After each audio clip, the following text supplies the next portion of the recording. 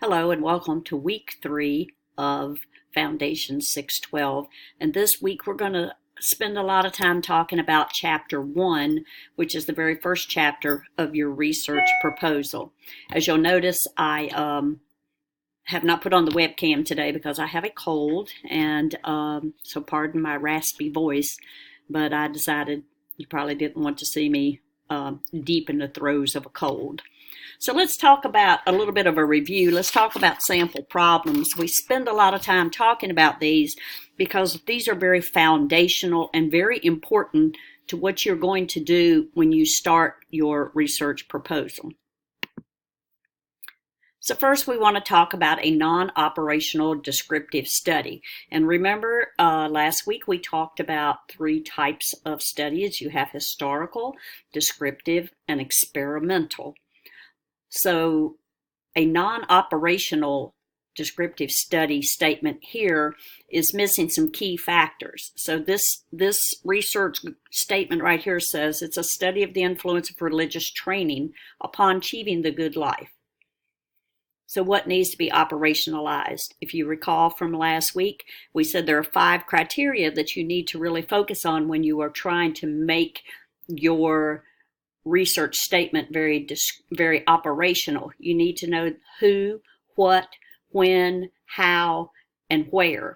So you need to quantify those things or list those different variables so that the person who's reading it know exactly what it is that you were planning to study. So in this case, the important phrases in this non-operational statement are religious training upon achieving the good life. So one attempt at this, as you read it, is that they've narrowed down the religious training to certain denominations, Christian and Muslim religions, and then they've also narrowed the population to male college students. And then the good life, they say this variable will be determined by their long-term goals and relationships. So that's a pretty good attempt. The second attempt says that it is going to determine the influence of church attendance. So how much people go to church, irrespective of denomination, on former male college students. It doesn't say whether they had to graduate or they just went to college, to determine how it affected their parenting knowledge. So the good life is going to be under the variable of parenting knowledge as determined by this parenting scale. So from this operational statement that we have now determined, some of the research questions, because you remember this is a descriptive study, descriptive and historical studies use questions or objectives. So some of the questions that we could ask are, what's the relationship between male parenting skills and going to church when you're in college? Does the frequency of church attendance change or make a difference in your parenting skills? And do these skills differ between Christian or Muslim church attendance? So the next one we're going to talk about is a non-operational experimental study. This one has a very valid statement, but it needs to be operationalized. Employee attitudes toward training. That's very wide open, so that could be anything, so you need to make it so that people really understand what you're trying to do. Our key words here are employee and training. So the problem of this study was to analyze employee attitudes toward training that they received during working hours to enhance their work performance. So that has explained what is the training, when, during their working hours, and why to enhance their work performance.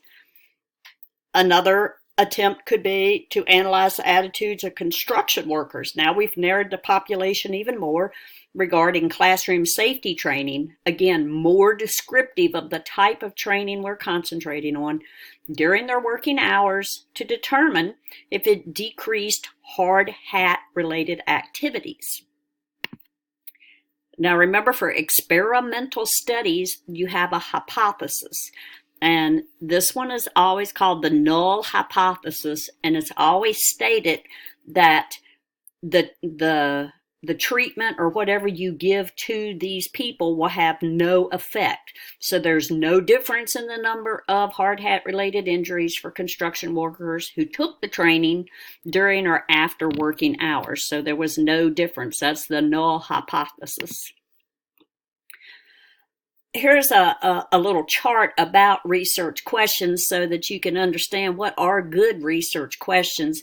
You want to make sure that they pass the so what test. Is really important. You know, why would this be interesting to others? It shouldn't have a simple yes or no answer. It should be open-ended. So this is just a good chart to refer to. Some questions, again, to look at. What's the history of management? That's way too broad because we haven't narrowed down management for whom, why, where, when, how. The second question is too narrow because it talks about how did the UAW affect the economy in Dayton, Ohio in 1973. Having it a little bit broader, a larger context would help. And the last one is a question that's really kind of hard to answer. What decisions made in secret meetings caused Apple to develop the iPod? You know, it's hard to find out information from secret meetings. That's why they're called secret.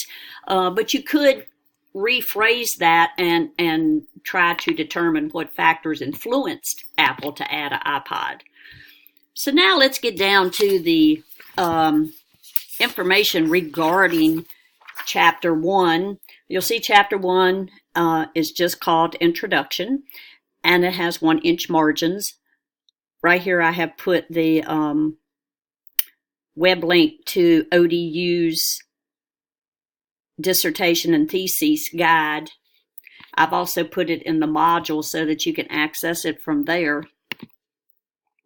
Some very important things. The entire paper should be double-spaced, but something that happens to a lot of people is that they have double spaces between their subsections. So you don't do that. You want to go into Microsoft Word where this little icon is. This is called your, it's under page layout, and it's your spacing and your settings. And you go over here and you make sure that you have where it doesn't put the extra space. You can always go back and delete it, but it's easier if you do it ahead of time. Also, something very important to remember, because this will happen a lot, especially in your introduction and in your literature review. If you have a quote that is over 40 words, it's considered what they call a block quote. So it's indented 0.5 and it has no quotation mark. So if I were to open this document in Microsoft Word, and I don't necessarily have a quote in here somewhere, this is just some notes I took one time, I can highlight these words right here and say this is all one quote. And you will see down here at the very bottom, it says that's 57 words that I have selected. Therefore, if that was an actual quote from Hewitt in 2001, I would have to set that off as a block. So Chapter 1, the main components of Chapter 1, you have the introduction, which doesn't have a title. It just says introduction, nothing else. You state your research problem. You state your goals, what you hope your research will do, the background and significance, the limitations that you are aware of, the assumptions that you as the researcher will make, the procedures that you will use, the definition of terms, and overview of chapters. So this is all the subsections of your introduction. One very important thing is to have transitions. This is kind of tough for people because sometimes you have one thought and you write it in a paragraph, then you jump to the next paragraph, but you got to have a smooth connection from one thought to the other. Transitions are very important. It keeps your reader from losing their train of thought, and it keeps them engaged in what they're reading. If you look at this, this is a little bit of something I saw on the internet. But you see on the left-hand side, they had some information on here, but they have some transitions in here to show how they made it flow a little smoother. And of course I typed retrieved wrong, but I got it from this website called Copywriting Course. If you have problems with keeping the flow or just writing in general, sometimes it's better if you write yourself a little outline. I do that a lot just to make sure I don't forget some of the things that I want to cover. So I can say I'm going to talk about this first, and that includes these subsections, and then put the different thoughts down. That way when I compose my paragraphs, it's easier for me to have flow from one concept to another. Probably these are probably two of the hardest things. I was going to say one, but these two are the hardest things. They were hard for me to get used to, so I'm just assuming that it'll be hard for you also. You do not say, I did this or we did this. You have to talk about yourself in the third person. So you have to say the researcher, meaning yourself. And it feels awkward at first, but you say the researcher did these particular things. You also have to write in the past tense, not in the present tense. So even though you're writing about something you're getting ready to do, you still write about it in the past tense, because when the proposal is actually published, it will be past tense. So you say the researcher developed these constructs in order to determine the influences of certain variables, not the researcher develops. So you're not doing it as the paper is written. The paper is written to show what you did, so it's always got to be in past tense.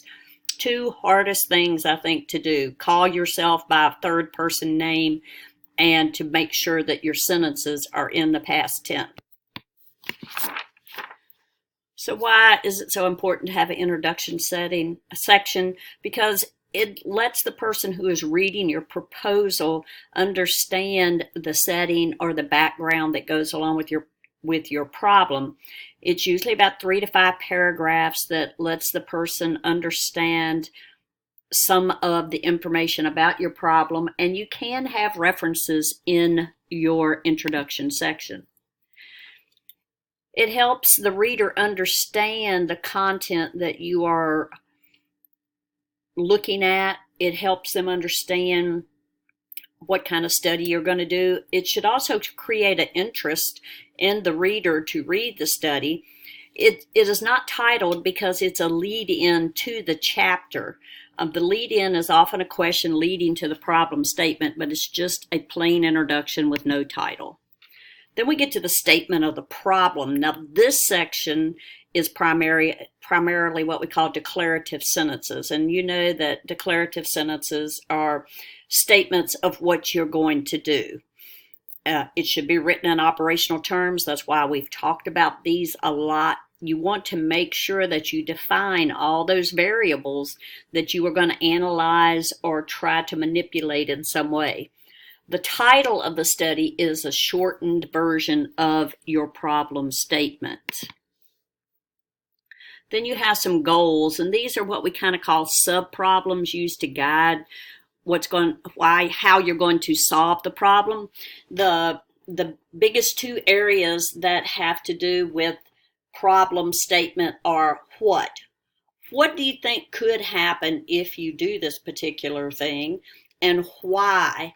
Why do you think it's important to try to solve this problem?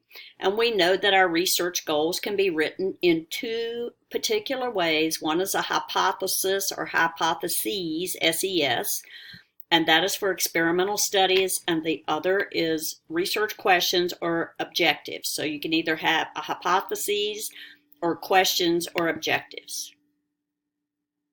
The background and the significance answers that question of why. Why do we want to do this? The background should succinctly summarize where the study arose or where it came from. Why do you think this is something worth studying? It also gives background about the problem area, what you know about the problem area currently. The significance is saying why, the need. Why do we need to do this study? And then you use references to support your background and your significance to show that other people have also noticed that this is something that should be researched.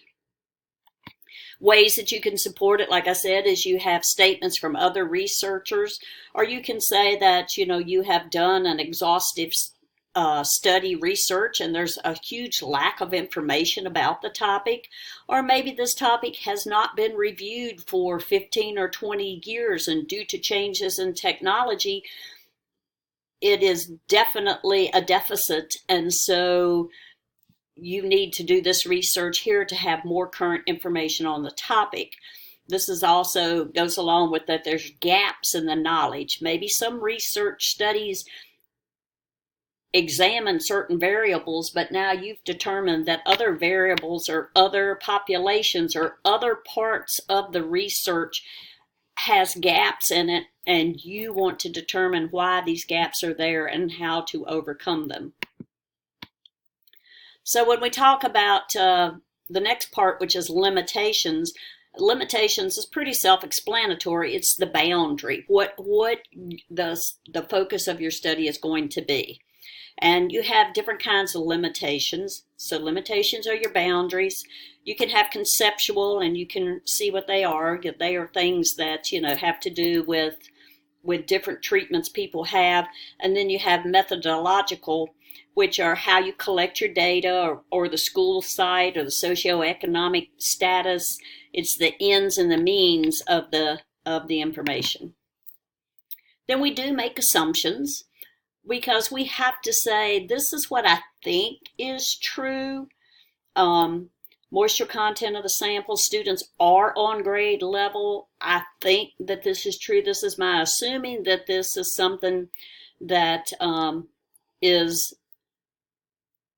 a construct of how the population or the condition where I'm doing my research is taking place. Assumptions are factors that you cannot alter when you're conducting this research. Like, it's a one-day training, so it's on this one particular day. You can't change that the training takes place on a different day, or whether the people are English speaking. Again, it's got to do with your ends and your means of doing the research. The procedures part of your introduction just briefly tells how you're going to do your study, your methodology. Are you going to do a chi-square, a t-test? Are you going to do bivariate correlations? Things like that. You can include your sample population. You can say that I am going to, my population will include 8th graders in a particular middle school, or 8th graders across 3 or 4 different middle schools.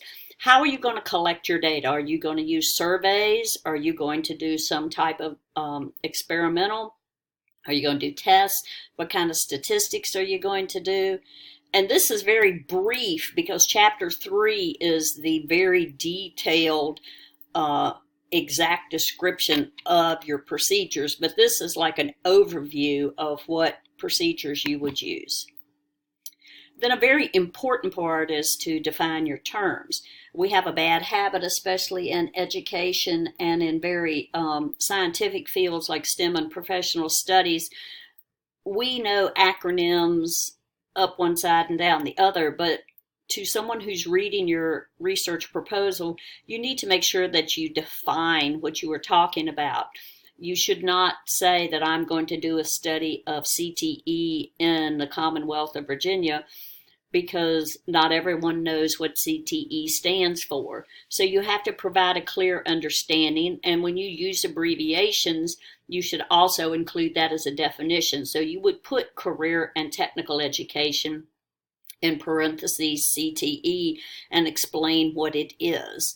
So those are things that probably educators and people in the STEM area have lots of abbreviations. I mean, STEM itself is an abbreviation, and it can mean different things to different people. So we want to clearly specify what the definitions mean in our particular study and how we're operating under those definitions. You may reference them if it comes from somewhere. If you want to say STEM as defined by ITEEA in 2000 and 10 is such and such, and you need to be consistent in how you present them. Whether you make them italicized or whether you set them off with the word and a colon, or the word and comma example given. So an overview of the chapters, again, is just a real quick way to tell the people, because we're still in the introduction. So we've told them what we're going to do and how we're planning to do it. So we just summarize what we're going to say and what's to come. And it should just summarize the content that we're going to present. It tells what's going to be in the remaining chapters, usually by the content of the chapter. So if you look at the guide that ODU has out there, and also some research proposals that you've seen before, this is usually how the pages go.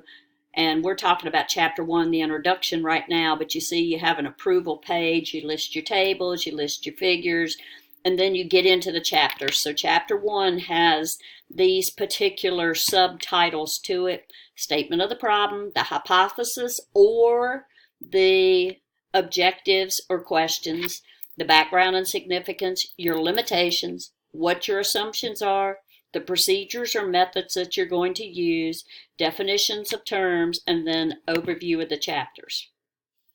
Then the other parts of the research proposal are, second, review of literature. A lot of times people say literature review, and I'm very guilty of that. It's really review of literature. Chapter 3 is the methods and procedures. Chapter 4 is the findings.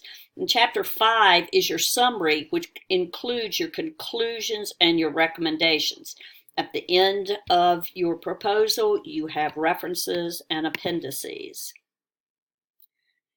So now that we've talked about what's in chapter 1, let's have a quick review, because we do have a test that is coming up. That test will be due on February the 15th. I put it in Blackboard, so I hope it's going to behave and work correctly. If we run into any major weird things, I will let you know and we'll make adjustments. But let's just review some of the things that we need to know for the test. The first thing, what are the accepted titles of the 5 chapters of a research paper, or at least the ones that we use here in this class and at ODU? First, we have the introduction. Second chapter is review of literature. Third chapter is methods and procedures. Fourth chapter is findings. Fifth chapter is summary, conclusions, and recommendations. What are the 3 major types of research? And we talked about this last week and some at the beginning of this video. They are historical, descriptive, and experimental. What are 2 ways of writing research goals? We talked about this. If it's historical or descriptive, you write your objectives or your questions. If it's experimental, it is a hypothesis or hypotheses. What are some criteria used to evaluate potential problems? We talked about that today in the video. They are what? What are the projections of possible outcomes and why? The problems provide a framework to solve what's going on. Define background and significance. Remember, background summarizes where the study arose. It also gives information about the problem area, but significance is very important because it supports the need for the study. What are limitations? What kind of limitations are there? We talked about limitations also. Limitations set the boundaries. Limitations are how you are bound in your study. It's what the study focus is. You can have conceptual, which are things like training, occupational education, mechanical aptitude, or you can have methodological, which are age, methods used to collect data, things that have the ends and the means in them. Then we talk about assumptions, and we know that assumptions are what researchers theorize to be true. They're called unalterable factors where the research is conducted. What type of terms should be found in the definition of the terms section? There again, anything that has a special connotation to it, something that is maybe specific to your area of expertise. We talked about STEM and we talked about CTE, things like that. Any of the abbreviations that we use routinely that may be disconcerting or unfamiliar to other people, we want to be sure and spell those out. And anytime you use something with an abbreviation, you also want to make sure that you spell that out first and then put the abbreviation in parentheses. A few little tidbits, and this is always, I guess, kind of a trick thing for everybody. The word data is actually a plural word. It comes from Latin. The singular is datum, D-A-T-U-M, so the A makes it plural. So you have to say data are. It feels a little awkward at first, but that is how you're supposed to do it. The next one is the serial or Oxford comma. Honestly and truthfully, I was in a meeting one time when we were revising the college catalog, and the meeting lasted like 6 hours, and one of my colleagues was working on his doctorate, and every time we came to a sentence, he would keep harping on the Oxford comma, the Oxford comma. It does make a difference. You read this first sentence and you can see. It says, Donna drove to Florida with her boyfriend, an artist and a bodybuilder. Okay, so the second sentence has the commas in a series or Oxford commas, and it says Donna drove to Florida with her boyfriend, an artist, and a bodybuilder. So in the first example, it's Donna and her boyfriend, who happens to be an artist and a bodybuilder. But the second sentence actually says that Donna was in the car with her boyfriend. She also had an artist in her car and a bodybuilder. So be careful about commas. Make sure that APA just really, really, really wants everybody to have commas in a series. So it's very important. And just always check. So that is the end of what we're doing today. As usual, if you have any questions or comments, just shoot me an email and I'll be glad to help you out. Thank you.